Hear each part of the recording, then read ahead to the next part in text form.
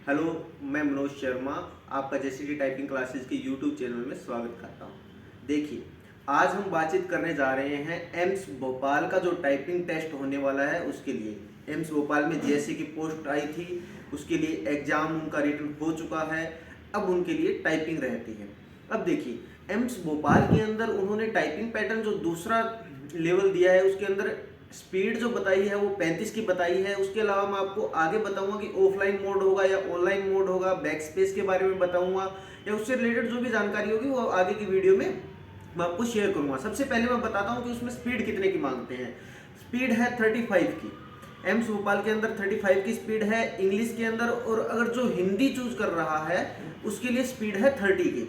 अब देखिए, बात आती है दूसरी एक्यूरेसी की। एक्यूरेसी वेरी करती है। अब आपको उन्होंने स्पष्ट नहीं कह रखा कि कितनी एक्यूरेसी मांगते हैं, तो आपके लिए एक काम ये हो सकता है कि आप एक्यूरेसी 95 मान के चलिए कि आपको एक्यूरेसी 95 चाहिए। 10 मिनट का टेस्ट होगा। एम्स दिल्ली का जो पीछे टेस्ट हुआ था वो 5 मिनट का हुआ था, लेकिन एम्स भोपाल ने अपना जो टाइपिंग टेस्ट का टाइम दिया है वो 10 मिनट का दिया है। अब पीछे के मैं एम्स के बारे में बातचीत करूं तो उनमें होता है मोड ऑफलाइन। जैसे पेज टू स्क्रीन, आपको एक पेज दे दिया जाता है, उसके थ्रू आपको टाइपिंग करनी पड़ती है।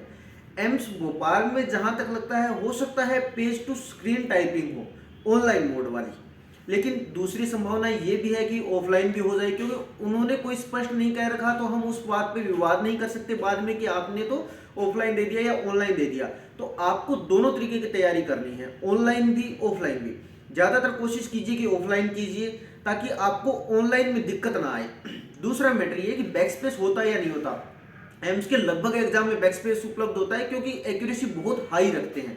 अगर आपके यहाँ होता है तो अच्छी बात है, नहीं होता तो आप तो बैक स्पेस बिना ही प्रैक्टिस कीजिए, क्योंकि आपको बैक स्पेस अलाउ नहीं हो ये मान के चलिए।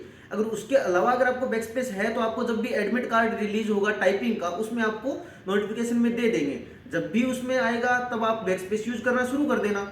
लेकिन दूसरा मैटर ये है कि उसके अलावा एक्यूरेसी में आपका काउंटिंग किस प्रकार से होगी। कभी कभी क्या होता है, एक पैटर्न दे दिया जाता है कि आपको कोई भी स्पीड लानी है, जैसे आप 50 की लेके आ रहे हो, कोई बुरा नहीं है, लेकिन उसमें जितनी भी एक्यूरेसी आपको दी, जैसे आपको गलतियां बोल दिया कि आप 15 एरर माफ कर सकते हो, लेकिन उसके बाद में जब आप एक एरर करते हो तो आपको इंटू 10 वर्ड काट लिए जाते हैं। तो आपके वो 10 वर्ड माइनस होके, जैसे एक गलती पर वो कम से कम आपकी 35 की स्पीड रहनी चाहिए, तब आप क्वालिफाई हो, नहीं तो आप नहीं हो। क्वालिफाइंग नेचर है, आप 35 की स्पीड लेके आए, 50 की लेके आए, 65 की लेके आए, आप क्वालिफाई ही रहेंगे। आप 34.9 भी लेके आते हैं तब भी आप फेल हैं। उसके अलावा अगर आपको टाइपिंग से रिलेटेड कोई जानकारी चाहिए तो आप यूट्यूब पे, टेलीग्राम पे, व्हाट्सएप पे मैसेज डाल सकते हैं।